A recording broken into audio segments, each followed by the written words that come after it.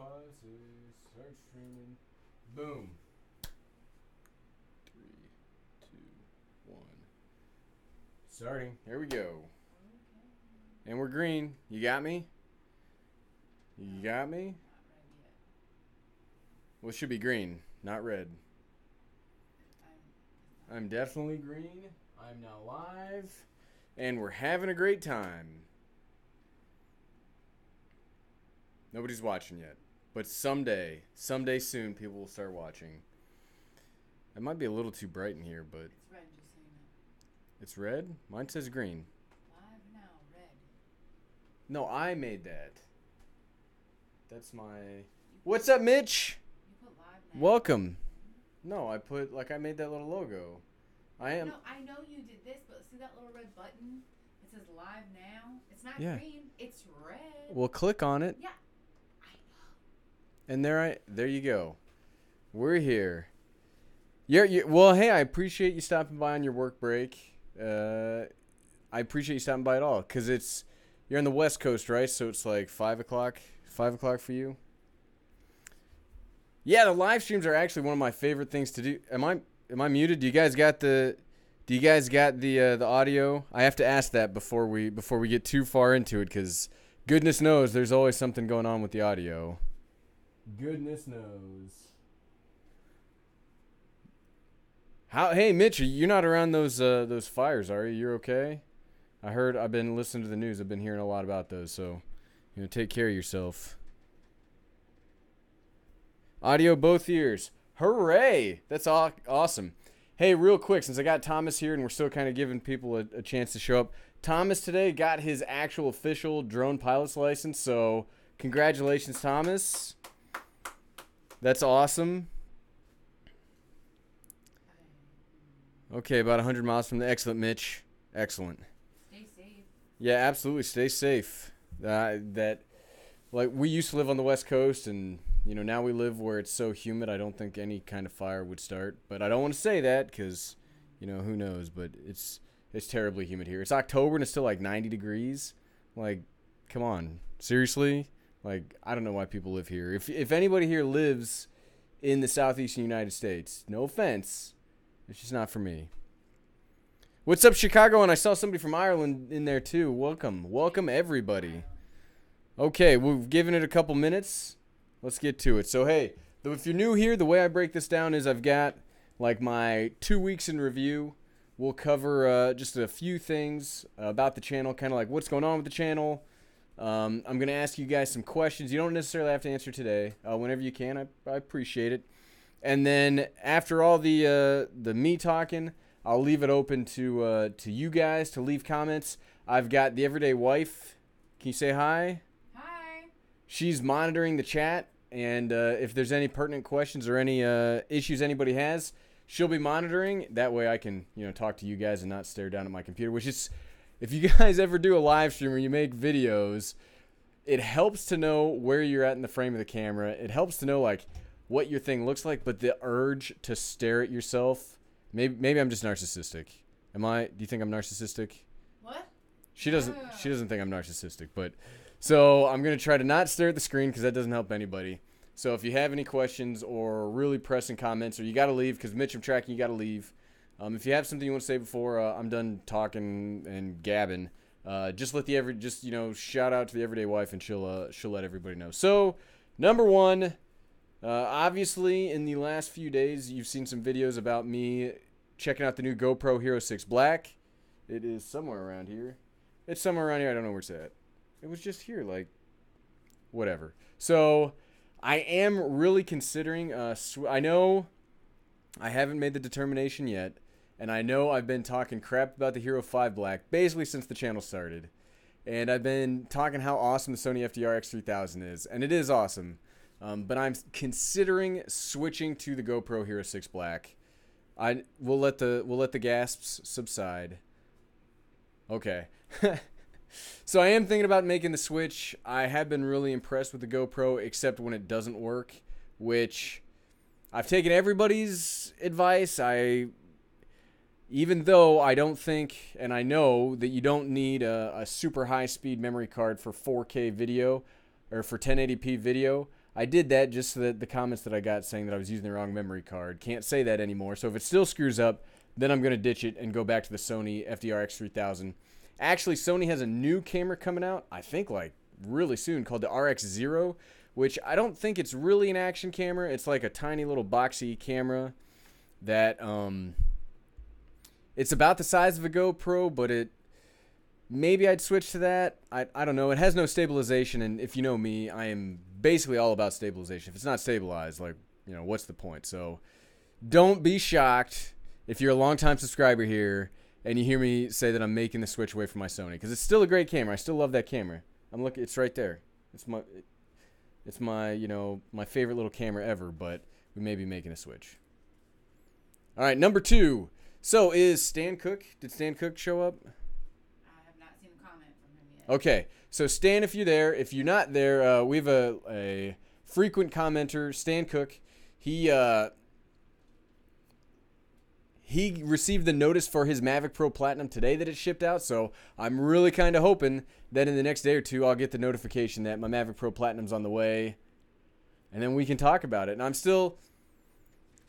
I ordered it kind of ironically because I'm still not exactly sure. Like, I've complained about DJI in a few videos now that, when you have an overwhelming market share and there's no need for you to improve, you do things like make it 40% quieter or make the color scheme darker gray than the white. So I'm not necessarily totally sold on the Mavic Pro Platinum yet. One of the reasons I got it is it's almost holiday season, so if I do buy it and don't really think it's that great, I'm pretty sure it'll be easy to move on eBay, especially with the way DJI is when it comes to their drones. Sometimes they have like problems shipping them out. If you remember the Mavic Pro debacle from last year, roughly the same thing happened. So I'm hoping to have it. We can start talking about it. If it's super quiet, I think that will put that'll put me in a weird place with my boy Blue, TED 2. That'd be pretty rough spot with TED 2 if the Mavic Pro Platinum is as quiet as they're saying it is.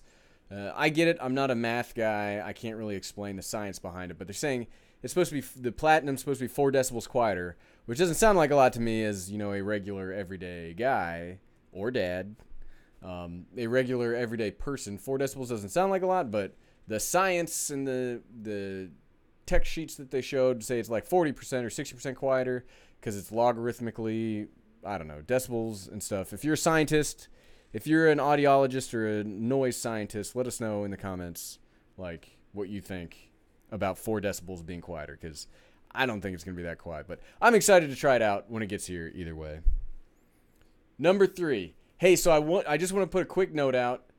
Pay attention to the videos the next couple of weeks, because we're going to do the Jamie. If you remember the video I made, like 2 weeks ago now, the Jamie review. Well, now it's time to give that away because, I've done reviewing it. So, what was the FEMA Robotics sent that to me to review. So, when I get stuff like that, I like to send it out to you guys. So just watch the videos. I'll let you know how we're going to run that contest yet. I kind of thought of that today, so I haven't put a lot of pre-planning into it, but it will be a giveaway in the next week or so. Well, we'll start the giveaway in the next week or so. It won't actually be given away in the next week or so. We'll probably give it. I like it the longer it goes because then more people can come in, and I know I get irritated if it's like, well, he announced it, but I was like on vacation or something, and then he gave it away like 2 days later, and I didn't have a chance at it. So maybe it'll be maybe a couple weeks that we'll leave it open. I think, how long did we leave those goggles open for? Like a week or two? I think it was like a week or two. So maybe we'll do a week or two again, or maybe 3 or 4 weeks. I don't know, but pay attention. It's coming out. I'm excited. It was a fun little drone to play around with. Not going to replace my Spark because it weighs like twice as much. And I don't like having to screw and unscrew props. I just like, hey, let's go. And then you're going. Darn you, DJI, for making me both be irritated with you and like you at the same time. Kind of like being married. Oh, I knew it was coming. Yeah, I got jokes, kid. I thought of that as I was talking. Yeah. Risky, very risky. But yeah, so pay attention, and I'm going to talk about here in just a second where we will probably do that giveaway, but that's the fun part. So what I really like about this is, I try to get the everyday wife and the everyday kid involved in the channel, and the best way that I can get the Everyday Wife involved in the channel is things that I think we almost have her on camera. I think we almost do. No. I think we'll be able to convince her. But until then, she likes, helping out, and it's fun to do this because she can be more live and part of it. And also the voiceovers, which we're going to talk about here in a minute. Also, that's the fun part, the back and forth. Because I'm not nearly as funny by myself. Like, it takes the back and forth between the two of us for me to reach my full potential of funniness or being harassed. Okay. So, number 4. So, another thing about the Everyday Wife that you may not know about her, she does not like it when I unbox stuff on camera. Every time, so I try to have her do the quality control of my videos before I publish them, because a lot of times it's like 10 o'clock at night, and so before YouTube, my bedtime was like 8 p.m. Eastern, so like right now. But now that I do YouTube, that obviously stretches out because videos got to get made. Well, so usually I'm like mostly asleep, not really with it, and stuff like I'll leave like bad edits in or whatever, so I'll ask the Everyday Wife to do a QA, QC on it right before I publish it. And what I constantly get is, your unboxings are boring. I think unboxings are boring. I personally really like unboxings because I like seeing what's in the box. It's kind of like a way for me to be there, to live vicariously through somebody. Ugh.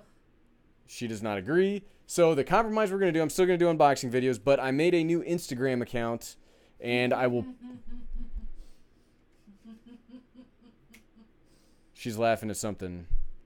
What? I was trying to swallow my drink. Oh. Get out the house and watch those knife hands. Oh, the knife hand. I can't help it. I can't help it. Am I blushing? I feel like I'm blushing. You can't tell because I'm super like overexposed right now. Like I have too much light in here. Unfortunately, I got to figure out how to like lower the ISO on this camera, but knife hands, I can't help it. It's habits. It's hard to break habits. When you do something like 1,000 times, it's like embedded in your brain. But anyway, so unboxings. The Everyday Wife doesn't like them. I love them.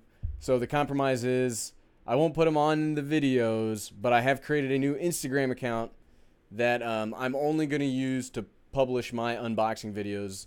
And they're just, you can only publish 60-second clips of unboxings, which actually makes it a lot more interesting because I've posted 3 so far, and the amount of time it takes to do an unboxing is like 3 to 4 minutes. So you got to cut all the boring stuff out, and it's actually a pretty neat video. The Everyday Wife is going to leave she's going to spell it out real quick for you, but it's the number 60 underscore unboxing 60 underscore second underscore unboxings Instagram. Did you publish it? Hold on just a second. Okay, she's gonna publish it, but you'll know it's me because it's a picture of an Amazon box, which I have way too many that show up to the house anymore.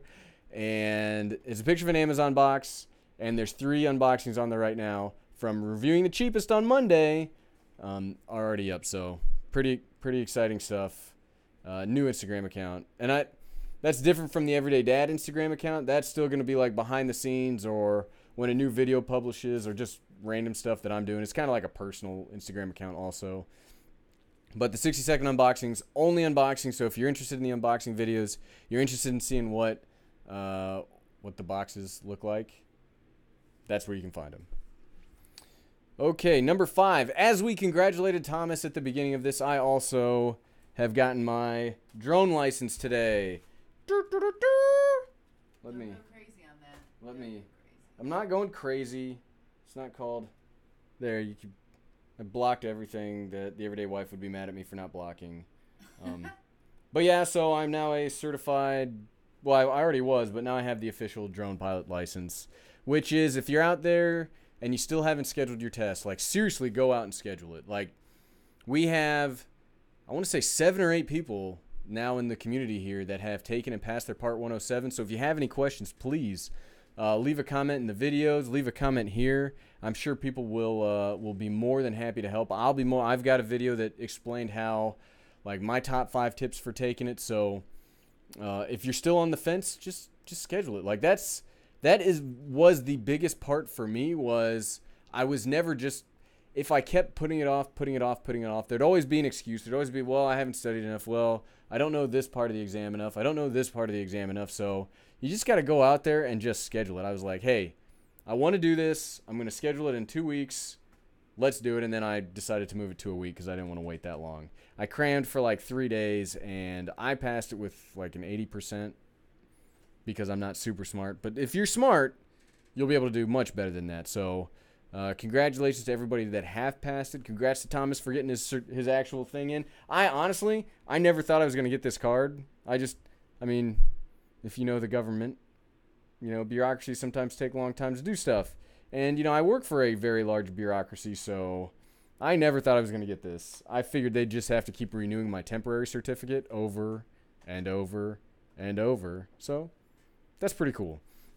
Now, that kind of segues into, I don't know where my notes went. Somebody's asking, are you still in the military? Yes, I am. That's the bureaucracy I work for. It's a pretty big one. But, so the pilot's license kind of segues into another thing about the drone photographer. You may have noticed that there's not a lot of mention about drone photography on the channel in the last, 2 or 3 weeks or so. Well, the reason for that is I've really been waiting on this Mavic to show up because I want to use that as my professional drone. So I've been waiting on that. It was supposed to be released on September 25th. It was supposed to be shipped to me. Obviously, it's now like mid-October, and I still haven't seen it. Like I said, I hope it'll be shipped out in the next day or so. But that's kind of like why I've backed off of drone photography stuff. I don't want to make videos that I will either have to remake or won't have all the information that, I want to know in that. That's what I make the videos for. Like, the philosophy of mine on making these videos is this information that I would want to know? Because, like I say a lot, all of this stuff is brand new to me. And if I'm curious, if I was somebody that was just curious about making videos or learning about drones or cameras or stuff, what would I want to know about it? So that's why I've been kind of holding off on drone photography, because I can make a million videos on I don't know anything. We could talk about that all day long about how much I do not know about stuff, but I think they're more interesting when there's actual value to, impart. So I've been waiting on talking more about the drone photography side of the house until I get this Mavic. And, well, now that I've got the license, that'll go farther. But yeah, I was, depending on how this Mavic is, if I do get rid of it, I may go back to the Phantom 4 line, because that is just such an awesome camera. Like I am so heartbroken that camera broke and I had to return it, because I'd still be using it today. What was the giggle? I heard a giggle. Ick is asking if you're in third ID. Says he's sorry if you are. I am not in the Rock of the Marne. I do other things. I was with them in 2000. I was not in the unit, but I was attached to them in 2012. But yeah, they're hoa. Okay, so number 6 for today. We're at the 18-minute mark. I don't want to ramble on for too much longer. Where is it? So, what I like to do on the live streams, I like to give a little bit of a sneak peek on what reviewing the cheapest this week will be, or the following week will be, and that is the cheapest action camera you can get with stabilization. This Yi camera is like $100, and it has electronic image stabilization.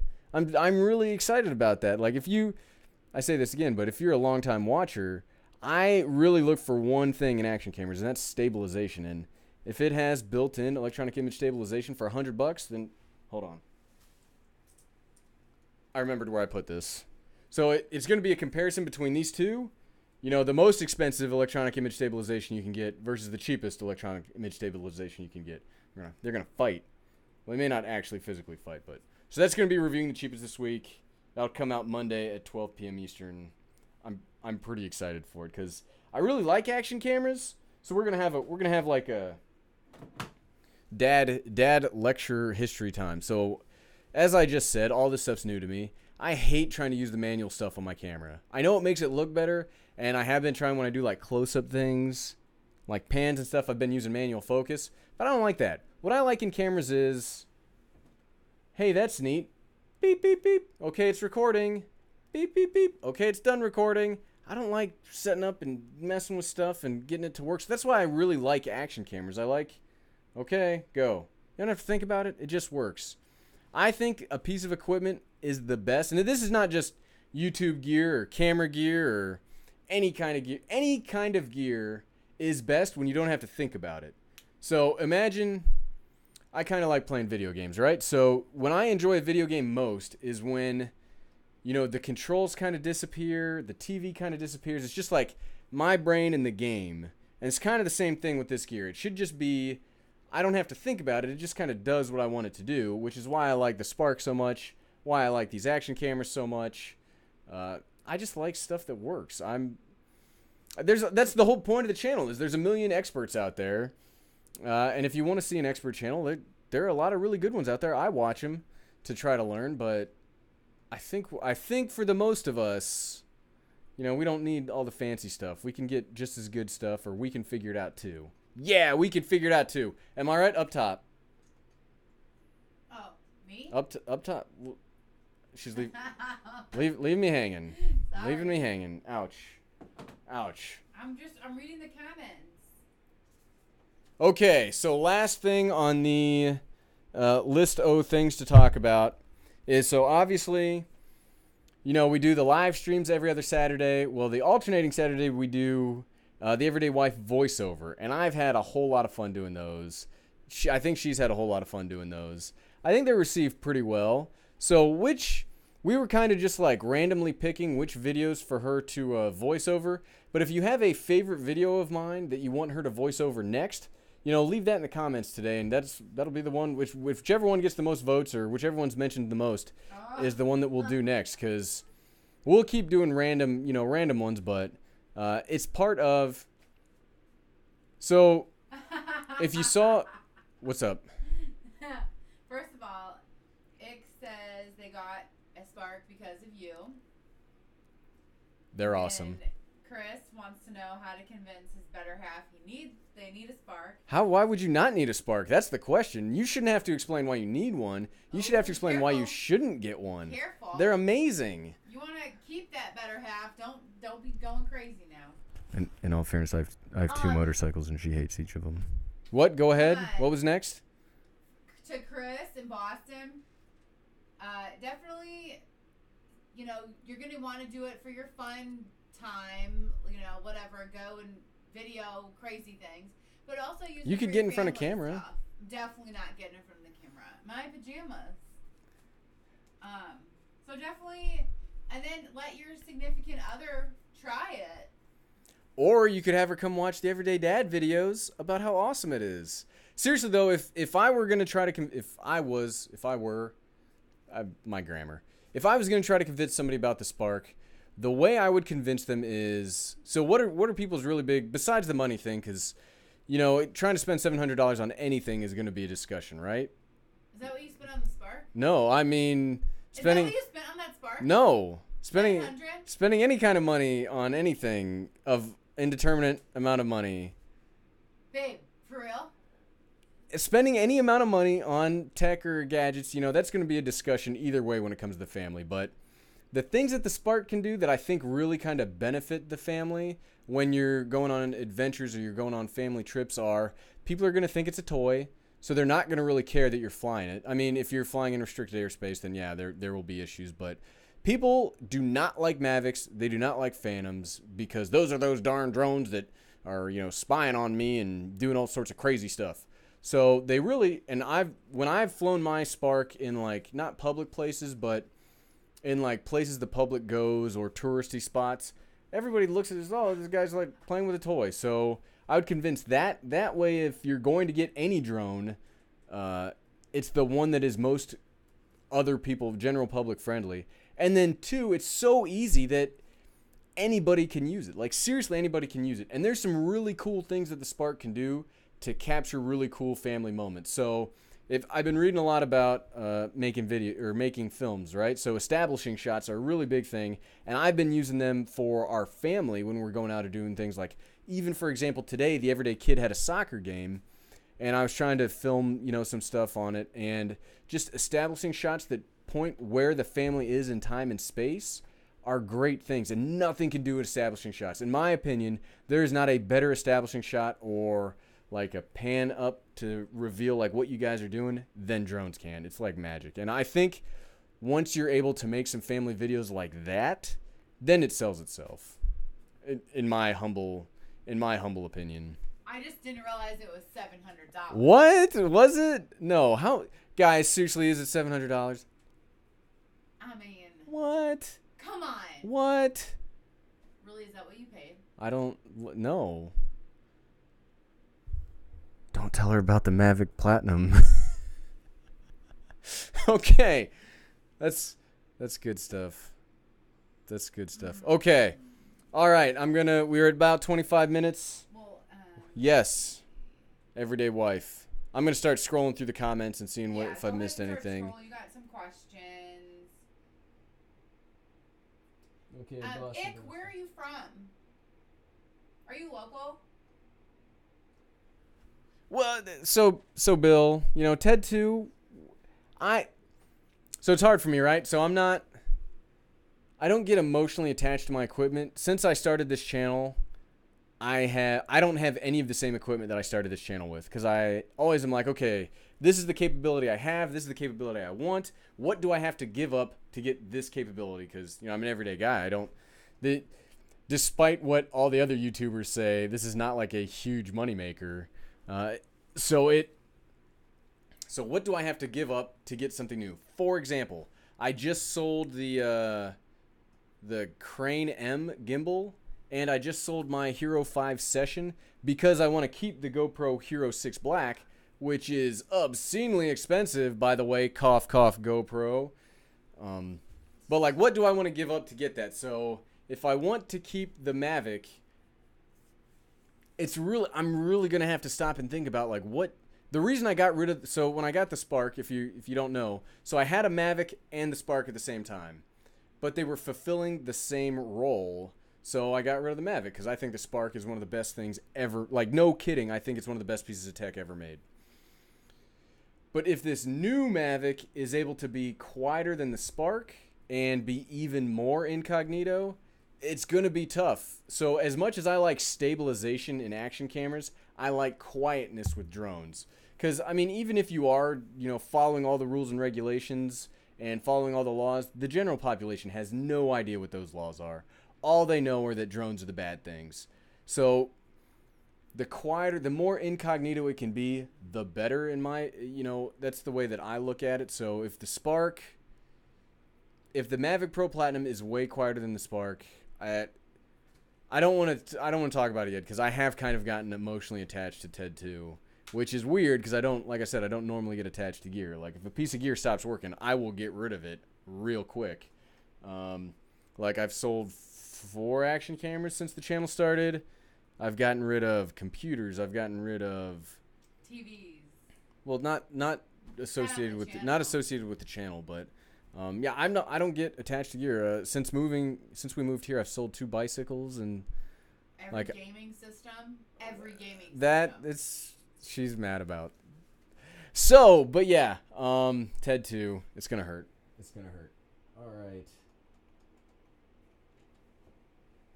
Yep, Jamie's gonna find itself a new home. It's not a bad drone. It's just not, and that is why I have this love-hate relationship with DJI. Is DJI makes these fantastic products, and they're really great. I can't say they're not great because they are great, but I am so mad at them for this Mavic Pro Platinum and Phantom 4 Pro Obsidian thing. Like, that is obviously it's their tech line. They can do whatever they want with it, but it reminds me exactly of what happened with GoPro a few generations ago, where they had too many cameras, they confused the marketplace, and they almost crashed because nobody wanted to buy their crap. And I feel like that is where DJI is heading with these like refreshes. They're like expansion packs for a video game, where it's not a whole new video game, it's just like an expansion pack, but they're charging a whole new video game price. And yeah, so they frustrate the heck out of me. And yes, Thomas, I do agree that she's sleeping on the couch tonight. What? Oh.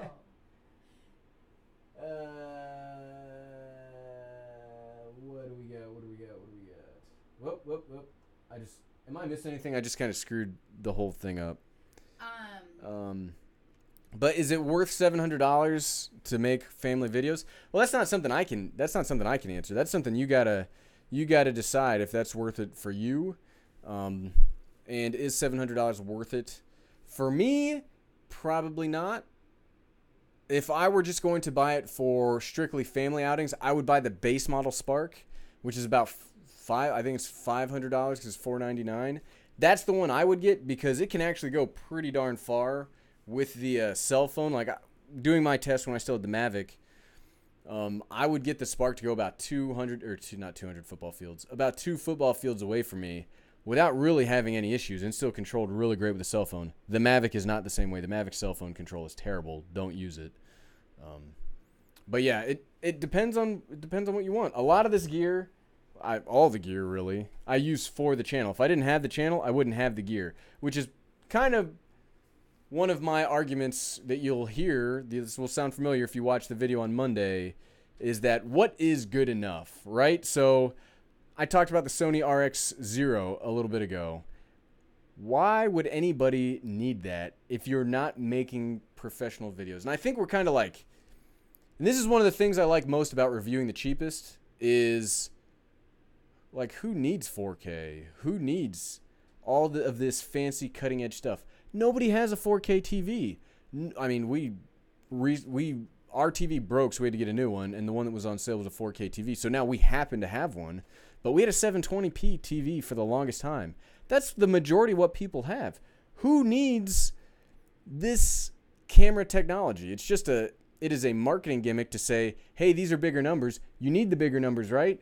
Where I think we've kind of reached a plateau with 1080p where it's so good and it's now so widespread that I think 4K being the standard is going to be a whole long way away. So what do you really need when it comes to just doing family stuff and when it comes to not making videos for a reason? The only reason I have a 4K camera is now I don't know if I'm going to officially move over to 4K, but because I make content that can be released in 4K. If I didn't do that, I'd probably just have like the Yi action camera, and that would be it. Because as long as it's good enough for me, nobody else is going to see it. So that's more of a personal thing. And then personally, as Gary, and not necessarily as the everyday dad, the $700 would not be worth it. The $500 for the GoPro, definitely not worth it. The $350 for the Sony, probably worth it, because that makes your home videos look really professional because of how smooth it is. The $100 for the Yi, I'd have to see. I haven't had a lot of chance to test it out. Tomorrow's going to be the testing day. When I went to test it today, the 0% chance of precipitation actually meant, hey, it's going to rain all morning, but we're going to say it's 0% chance. So, yeah, I mean, like I said, it depends on what you want. Really, I mean, I still have an iPhone 7 Plus. Yes, I heard a giggle. Oh, I'm just reading comments. And Nick said used to be a service member, is no longer a service member, but he figured you were because of your shaved face. And the haircut. And your pencil mustache. My pencil. I don't have a. It's terrible. So when you have to shave every day, it sucks when you have like caveman-esque DNA because it looks like you never shave. But let me start going through this. What do we got? Man, I see a message retracted. The Everyday Dad, how many times do you fly the Spark in a week? Really? So one of the reasons, thanks for the question, Daywin. One of the reasons I made Drone Flight Friday was so I had a reason to go out and fly my drone every week. When you've got a full-time job and there's not a lot of time to fly your drone, especially around here where people are so terrified of the drone. And every place cool around here is in Class D airspace. I'm still waiting on my airspace waiver from the FAA, but who knows when that's going to come. But yeah, so I made Drone Flight Friday to give me a reason. And hey, Everyday Dad, you have to go out there and start making content and start flying your drone. And the best part is that, so my workday ends and I'm exhausted and I'm just ready to go home and go to bed. I'm like, man, I got to make these videos now. But something happens when the camera turns on. It gives me like this energy and it actually puts me in a really good mood. And combine that with flying the drone, It's awesome. So I fly the drone at least once a week. It's kind of hard now that the way the format of the channel is evolving. There's not as much like outdoor stuff except when I'm testing something else, and so it's hard to use the drone to test other stuff until I'm doing drone testing. But now that all my drones use the same phone, it kind of stinks because one of the things I want to do with the Jamie was have the Spark over top, do a shot of the Jamie, but they were both using the same phone. I didn't have my tablet on me, so once a week. Long story long, once a week. Thomas, absolutely. Look, a paramotor is the safest thing you can get, right? I mean, it's not a motorcycle because it has a parachute. Parachutes inherently make everything safe. I think that is science. That is a fact. Everything is safer with parachutes. I support it. Everyday Wife, what do you think? What? She supports it too. Oh, she probably doesn't support it. One of your watchers just dropped their FZ07. You dropped your FZ07 like at a stoplight or something? That sucks, man. So I was in not a low end. I low-sided it, mine a couple months ago, and yeah, dropping that bike sucks. Did he say what happened? He just said, nothing broken, hurt leg and knee. What are some tips for getting back on your motorcycle and keeping that confidence? Just do it. You just got to go. Like, I actually have a video.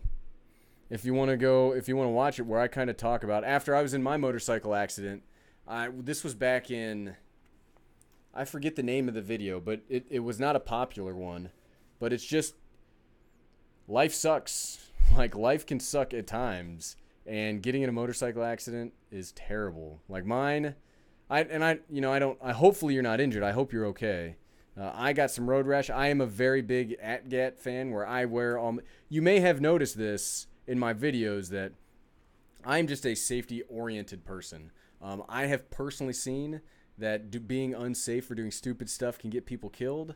And so I always follow safety, whether it comes to drones, technology, motorcycles, safety. It's not necessarily how you get 1 million views on a video by being the safest person around, but it's how I escaped my motorcycle accident with just a little bit of road rash on my knee.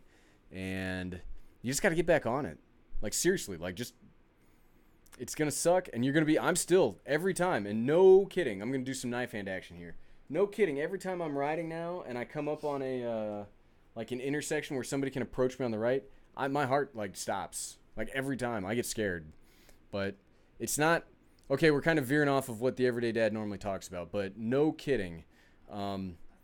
So everybody in life gets scared. And this took me a long time to realize this. Everybody, and I tell this to the everyday kid, and I'm not trying to talk down to anybody, but everybody in life gets scared. But what really matters is what you do after you're scared. Because, if you let your motorcycle, wreck get into your head, then you're giving up part of your control over your universe. Yeah, you could die at any time. Like a meteor could fall out of the sky right now and hit me. This microphone could just start electrocuting me. The Everyday Wife could get sick of how much I spend on this channel and smother me in my sleep. What? No. So it can happen anytime. So you can't be afraid of that. So if you just got to get back out there. Like, seriously, I make light of it because that's how I deal with things. But you just got to get back out there. That's not just motorcycle. That's anything. You reach road bump. You grow as a person when you reach obstacles and you overcome them. Success does not help you get better. Success just breeds complacency. It's failures that help you win. Quote that. Quoting that, I'm gonna write a book called "Failures Help You Win." Boom. I'm writing a book. Probably. I'll need some fancy printer gear to write a book, right? And a couple more drones. And at least 2 more drones to write a book. What do we got? Hi to Barry. Okay, Aussie. So I was kind of being funny about the parachutist thing, but dang. Man, so that stinks if you guys had 3. It's kind of a joke between me and Thomas. We were talking in some Twitter DMs about how inherently parachutes make everything safer. But obviously that's not necessarily the case. Like I was saying, life is inherently risky. So not advocating just like putting on a parachute and jumping off your roof or doing something crazy. But dang, Aussie, I hope they were being safe as possible when they were doing it. Central Virginia Tactical. Yeah, our town is just like that. We have an airport like right around here that makes we have airports, helipads, all that stuff. But if it's not a legitimate airport that doesn't have Class D airspace, if you're flying as a hobbyist, all you have to do is contact the person that controls the airspace. If it's not a local air traffic control tower, it could just be the person that owns that helipad. If you're flying as a hobbyist, all you have to do is call them and say, hey, I'm going to be flying here. Here's my number to contact me. And that's fine. If you're flying commercially, you have to get their permission. It sounds a lot like the same, and a lot of ATCs don't really understand the process yet. Even when I was doing some commercial work in my town here that's close to us, that's like, it was outside of the restricted airspace, but there was a hospital helipad that was there. And I wanted to fly there, but I needed to get their permission, the air traffic controller's permission. They didn't know who their air traffic controller was. They had a guy on a cell phone who's the guy that runs their helipad. He's like, I don't know what you're talking about. Call this guy. And they sent me to a different airport. And it's like, yeah, we don't even have any airspace. We don't contact this guy. So I got an airport that's like 10 miles away from here. But they're the ones that control the airspace. I contacted them. They had to check their regulations because they weren't exactly sure how it worked. But at the end of the day, they just gave me permission. I told them my lat long of where I was going to be flying, about how long I was going to be flying. And when I was done, I called them to close it out. And it was good. It was pretty easy. It's just being safe, because my biggest thing is, and I get a lot of whenever I post a video or I leave a comment or I talk on a forum about, hey, here's what I did when I want to fly in restricted airspace, I get all these angry comments or these drone lawyers that are saying, you don't have to do that. All you have to do is like send them a note and that's it, and you're fine. Okay, and they'll be like per whatever, and there's no real clear regulation on that. However, this is the process I will always use, because heaven forbid, like somebody's life flighting into a hospital and my DJI Spark is like in the way, because they're never gonna see that, and like it screws with their rotors. Like, that is a horrible thing. Like, that's terrible. And it's not worth my arrogance of being like, well, I know all the rules. I don't need to tell anybody what I'm doing because the FAA, blah, blah, blah. So maybe they're technically right. Maybe they're technically wrong. I'd rather be wrong my way than their way. That way, at least people know, hey, there's a little drone out here flying. Is that, like, what are the odds of that actually getting in the way? They're so infinitesimally small, it's nearing zero. However, they're not zero, so I'm a very safety guy.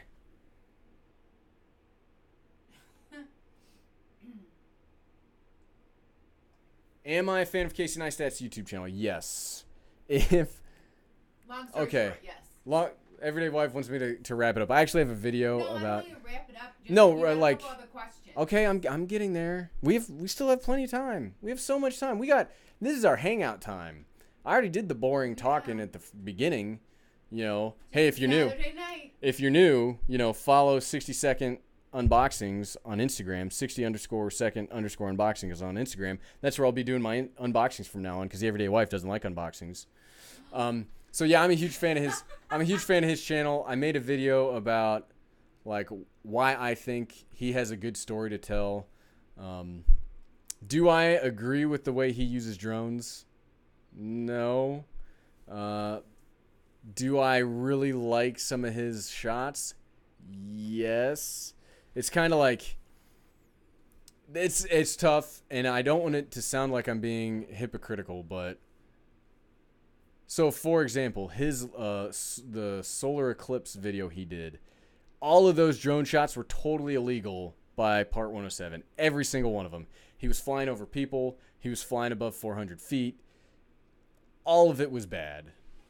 But it was gorgeous to look at. And I don't know. I like his channel. I think he's got a great story to tell. I do not agree with how he uses drones, but there's very few people that I will say have defined what YouTube can be, and he has definitely defined it. And it's good that it's a positive message, because there's a lot of people out there, like I see, that are popular that are just terrible messages. Like, they're spoiled brats that other spoiled brats watch, and millions of them watch, and they get like just money, and they make the whole platform look terrible, and they're just, I don't know. I like, long story long, I like Casey Neistat. Okay, what are some other questions? Callie C wants to know about tailgaters on motorcycles. What about them? They're terrible. They're awful people. For tailgaters. He dropped his bike on the third day. He's riding it. Dang, that stinks. Tips. That's the reason I got an FZ07, was so that I can get away from tailgaters. I live in a very rural area. I had a Honda CB300F, and I couldn't get away from anybody. So if there was somebody tailgating me, I either had to pull over and hope for them to pass, or now I've got the engine size to get away from them. If you're in like a big crowded area, I would just change lanes, slow down, and let them pass you, because I mean, they're terrible people. I'm sorry. If you don't ride motorcycles and you're here for like drones or tech, but you tailgate people, you could legitimately kill a motorcyclist that way, and no. So just you either got to outrace them or let them pass, because unfortunately they're in a 2-ton thing that can crush the 160-pound like crunchy. It's a tank term, but they will definitely do bad things to people. So I either try to get away from them, either by going way faster than them with the FZ07, that's pretty easy, or letting them pass. Sometimes you gotta swallow the pride on that one. What do we got? You said I had some questions. I can't read them. My computer's screwing up. Let's see. We'll do 50. I like to keep these live streams to about an hour, so we'll do about 15 more minutes. If you have any other questions, you can leave now, or comment or suggestions for the Everyday Wife voiceover videos. So crash Ick bikes. is a motorcycle technician. I was just reading that one. That's awesome, Ick.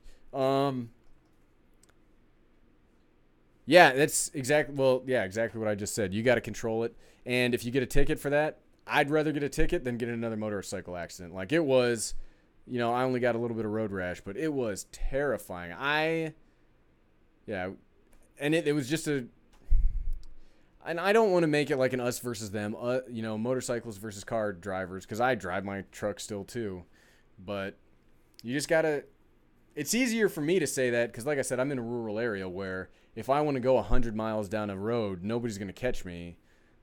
Is that the safest thing? No. But I'd rather do that than have some crazy person that's like tailgating me when it's just me and them in the middle of nowhere.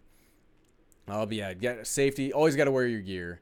So in case something does happen, you're fine. If the helmet, I'd show my helmet from what happened in my motorcycle accident. It's in the other room, but I didn't even realize that I'd like hit my head until I like looked at my helmet. It was like all scraped up right here. I actually have. We'll segue to while we wait for some more questions. We'll segue to an anecdote. So I've got a buddy who's a boss in this place, and one of his employees was riding a motorcycle, was in like a 25 mile an hour. I don't even think it was a wreck. I think he just like low sided his bike, but he like tore all of this off because he had a half helmet on and had to have facial reconstructive surgery. And fortunately enough for me, all I had to do was like put band-aids on my knee. It still kind of sucks though. Like even today, it's still like weird. This is like 4 months later. Road rash sucks. If you don't have knee armor in your riding pants, I had spots for them and I didn't put them in until after the wreck, like locking the door after the horse is gone, right? Kind of dumb. Okay. What do we got? I don't know why this is messing up like this.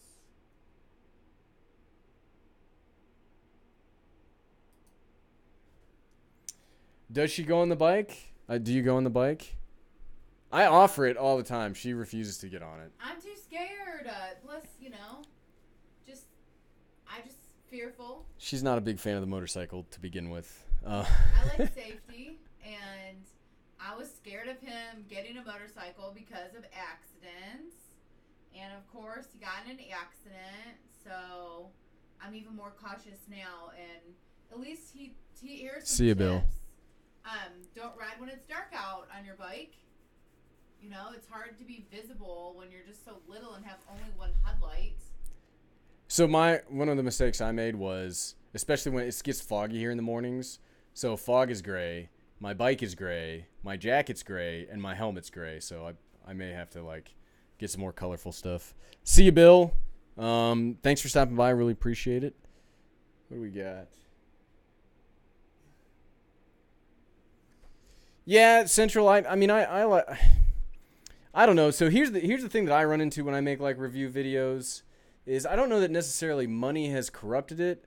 It's just here's the problem with YouTube is, well, there's a lot of problems with YouTube, but it's so oversaturated that is it easier to just say this is the best thing ever than meh, it's okay. If you make a video and say meh, it's okay, is anybody really going to watch it? It's just the problem. I don't think anybody, well, I'm sure there are people that are unethical about it, but I think the majority of people just want to do good stuff, but they want to be, you know, it really, so here's what sucks, is when you spend hours making a video, you spend hours filming, you spend hours editing, you do an hour voiceover, you get everything perfect, you spend all this time, you make this video for like 3 or 4 days, you publish it, and nobody watches it. And that hurt. Like, that hurts. Especially, so here, I'll let you guys in on some, like, into the mind of the everyday dad. Uh-oh. So, that's a scary place. So I had a very successful run of, like, 2 weeks of just, like, the channel was, like, I was like, holy cow, this is, I'm going to, you know, this is going to be full-time. I'm going to be able to crush it with doing this. And the channel was just, like, blowing up. And then I didn't necessarily, I mean, yeah, that's great. And we've talked about this before where I prefer depth. I like doing these where I get to connect with you guys. And it's not about views or subscribers or numbers, but the channel was like going up and I was like, holy cow, this is awesome. And since then, in the 3 or 4 months since then, the channel has just like tapered off. And I don't think it's because, so I'm trying to think how to say this. So, no, it's my fault. 100% it's my fault because when the channel first came out, I made videos about everything. And when you make videos about everything, it confuses YouTube. And so YouTube can't suggest your videos to people. And so your channel will not grow. It just won't. So you do have to, I haven't made a niche, but I just was like, okay, these are the 3 things I've liked doing in the last, you know, I've done this for 8 months now. In the last 8 months, what are my favorite things to do? Well, it's reviewing the cheapest Drone Flight Friday and talking about gear. Those are my favorite things to do. So those are the videos I make now. And now I feel like we're getting a little bit of traction again. But is it easier to like review? So hold on. What do I got? What do I got? Is it easier to just make a video saying the GoPro Hero 6 Black is the best camera ever made? Ah, yeah, that's probably going to get more attention than meh. And that's so my video was more about it's meh. And I still think there's a place for that. It's just there's such a big gap in like experience where like professionals come into YouTube and do YouTube stuff, and it just makes it, YouTube's a tough game. Like, it is tough. If you are not constantly evolving and improving, there's too much competition out here. If you just want to make videos for yourself, you know, you can do that. I like to do half and half. So this was something I meant to mention earlier. The way I try to do it, and this is some advice that I got when I did a channel review with Tim Schmoyer of Video Creators, is create your content in 2 types of bucket. You know, discoverable content, like reviewing the cheapest, so people, well, this is not the cheapest, this is just an example. And then more community-based content where like the Everyday Wife voiceover, me doing live streams. They're not going to like crush the numbers, but I enjoy doing them because it gives me a chance to connect with you guys. I hope you guys feel the same way. That gives you a chance to, okay, hey, the Everyday Dad, he is just an everyday regular guy. He's in his office in his house. He enjoys roughly the same stuff I do. He likes drones. He likes tech. He likes gear. And so, yeah, I don't remember where that rant started, but I don't know that it's corrupted. You can, if there's corruption in it, you can generally kind of tell, like, pretty quickly. Like, it's easy now to kind of tell when people are full of it because we have the internet, and you can always, there's another person that'll make a video saying, hey, that guy's full of it, and here's why. Here's the scientific proof behind why that guy's full of it. Or you could check another website like, hey, what do you think about this product? Amazon's probably not the best place to check reviews anymore. I think most of those are bots, right?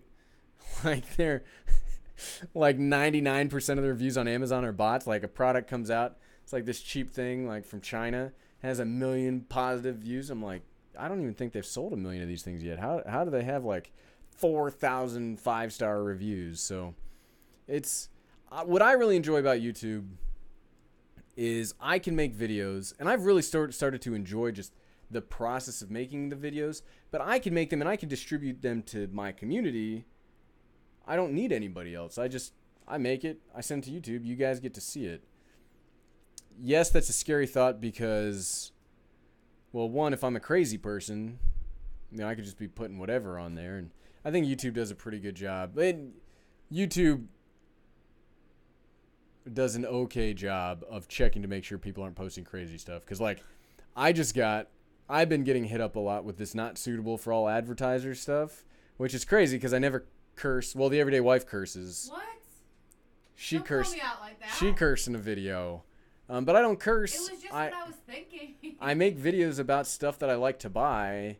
So how is that not suitable for all advertisers? So there's still some work in it. I ramble a lot, but it's easy when I have a microphone and the only person that talks back to me is the person that talks back to me most of the time, which is the everyday wife. Okay, so hey, we'll do 10 more minutes. We're at 56 minutes right now. What do we got?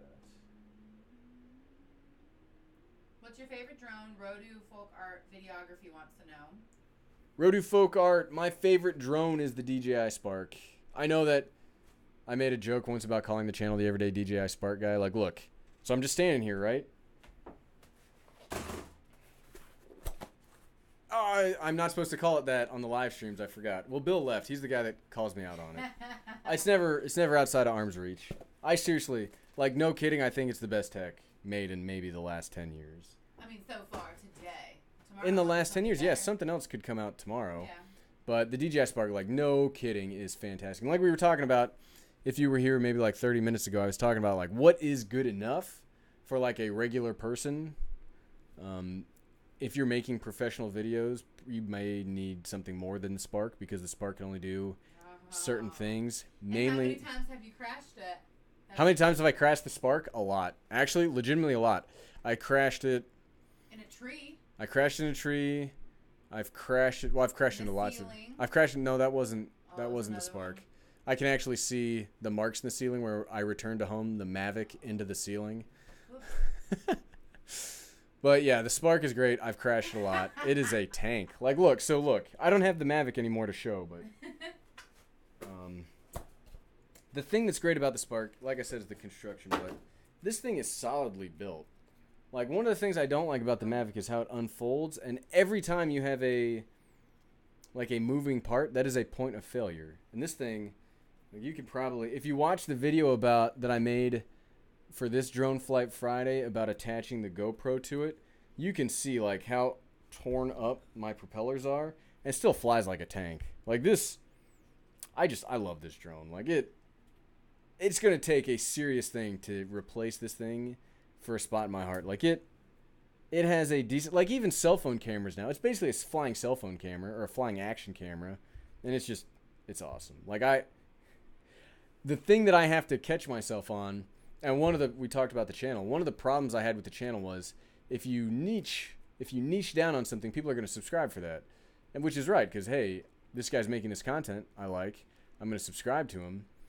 And then if you stop making that content, like if you are not actually a channel entirely devoted about the DJI Spark, and then you stop making DJI Spark videos, it hurts the channel. But, I mean, rambling again.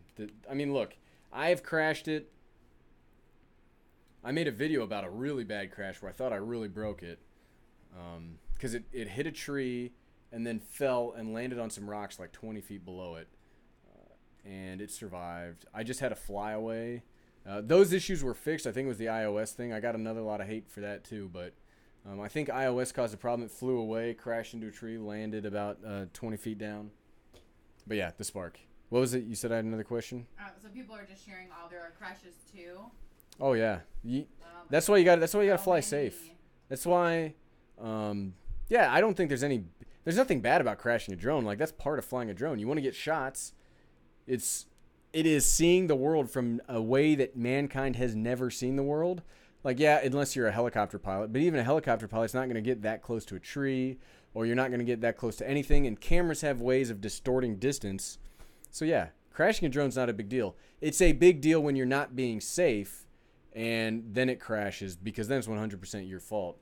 Because, you know, there's always a risk to technology. And this is one of my favorite, not catchphrase, but one of my favorite things to say. So, all technology glitches. My cell phone glitches all the time. It glitches all the time. I have a love-hate relationship with this phone. But when it glitches, it just crashes, or I drop the call. When the Spark glitches, or the Spark, you know, has an issue, it could fall out of the sky. And if it's 400 feet up and it crashes, that could kill somebody.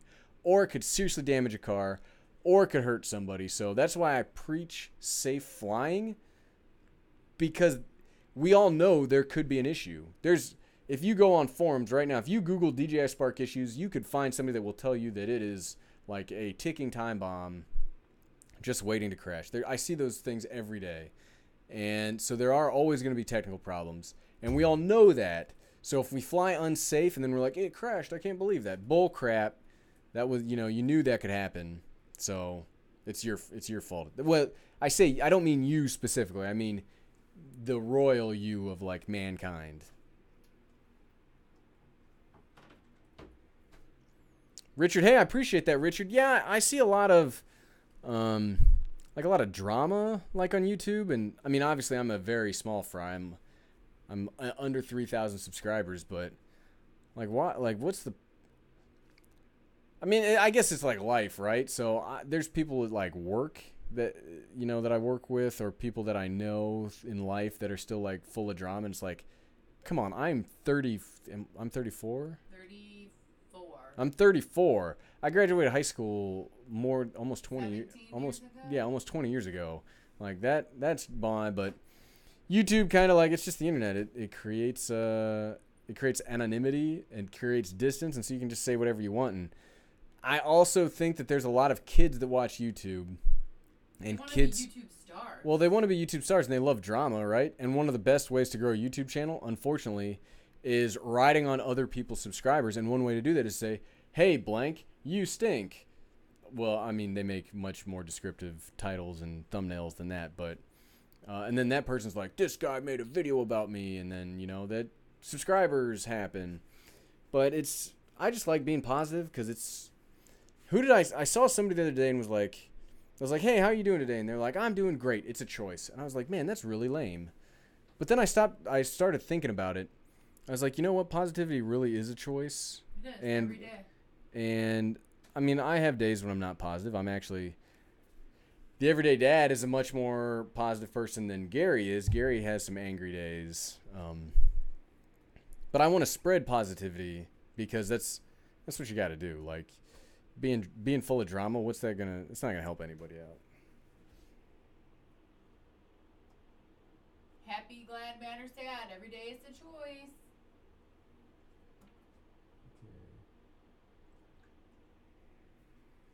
Central Virginia Tactical. Yeah, I'm jumping all around these comments. We'll end it at 1:10, so we got 7 minutes left.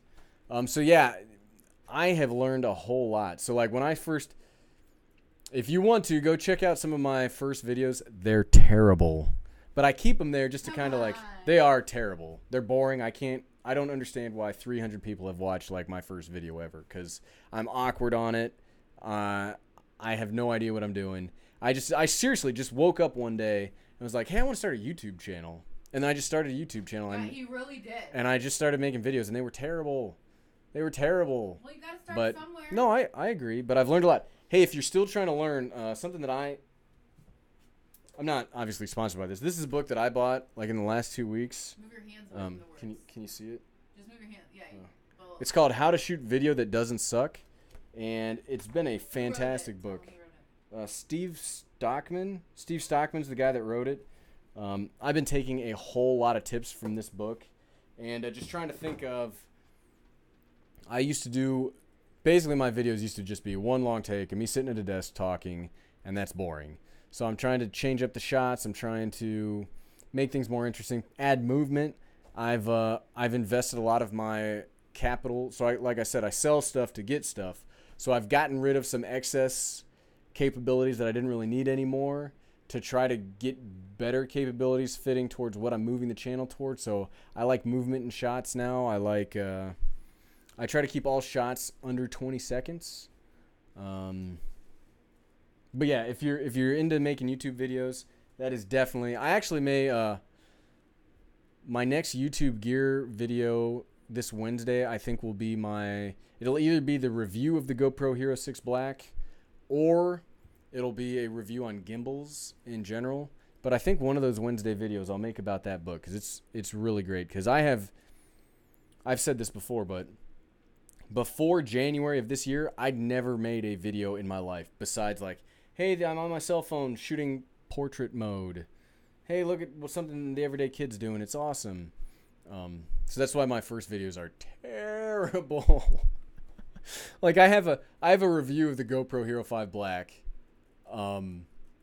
It is such a bad video. Sometimes I watch it just to cringe at myself and be like, ugh. That's why you have to learn how to do these better shots, because that video is so bad. I think like only 30 people saw it. So I've got 2 videos that crashed so hard.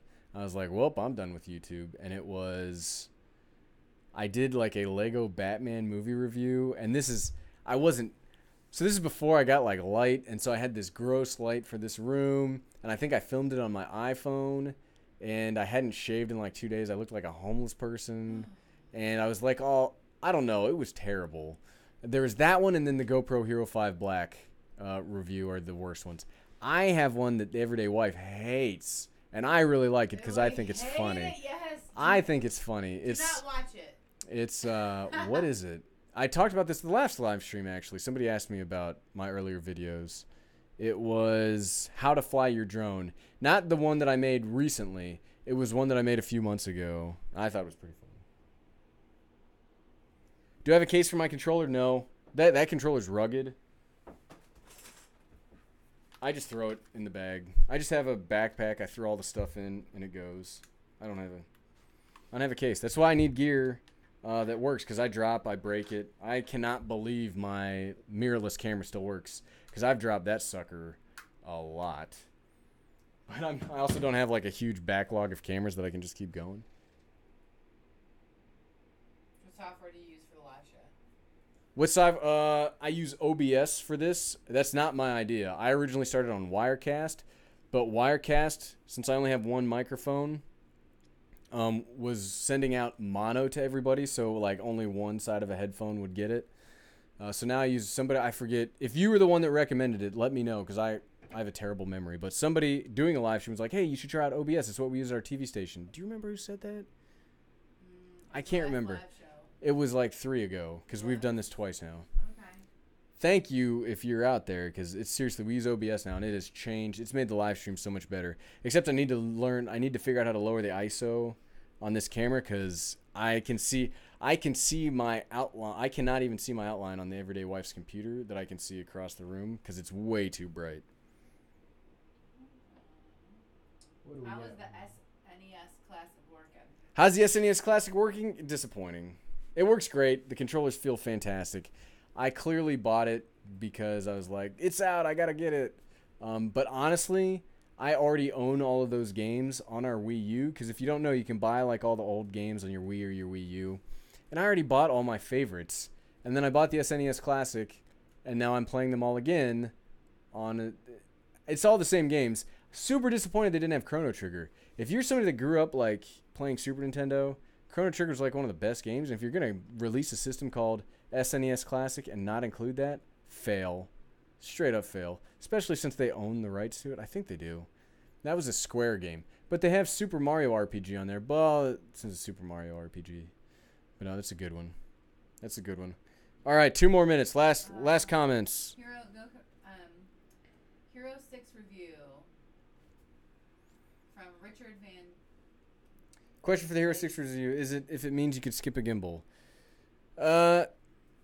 Yeah. Well, it costs $500. It's not. It's $499, or is it $599? No, it's $499. The reason. So the reason I'm considering this will be the last. This will be the last thing, because my voice is starting to give out. So the reason I'm considering moving to the Hero 6 is, and this will answer your question, I promise. Is the Sony FDR is probably one of the best cameras ever made. It is so good. It's almost as good as a gimbal. It's not quite as good as a gimbal, but it's almost good. And you can see almost any of my videos where you see me filming with this thing, crazy smooth. However, the problem is that, unfortunately, it's just like Apple, right?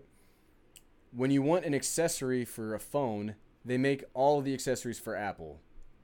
Kind of the same thing with GoPro. So if you want, and this is going to be my point I'm going to make, another point I'm going to make a point I'm going to make for the GoPro 6 review is, because I'm going to compare these two. If you just want a camera by itself to be stable, make awesome action videos, or make any videos, period, you got to get the Sony. It is, I can't say enough good things about it, and I've been speaking its praises for like 4 months now.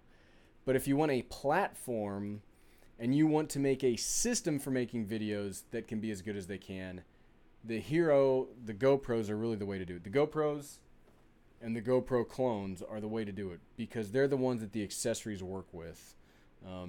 Now, you don't necessarily need a gimbal with the Hero 6 Black.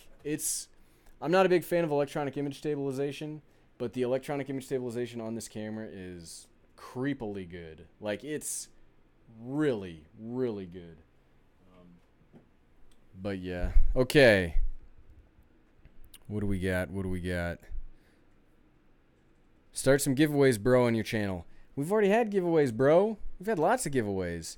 And we just talked about, like, an hour ago about another giveaway we're going to have. So when this video is done processing, it uploads, you can watch it all over again and then listen for your way to get in the Jamie giveaway. Okay.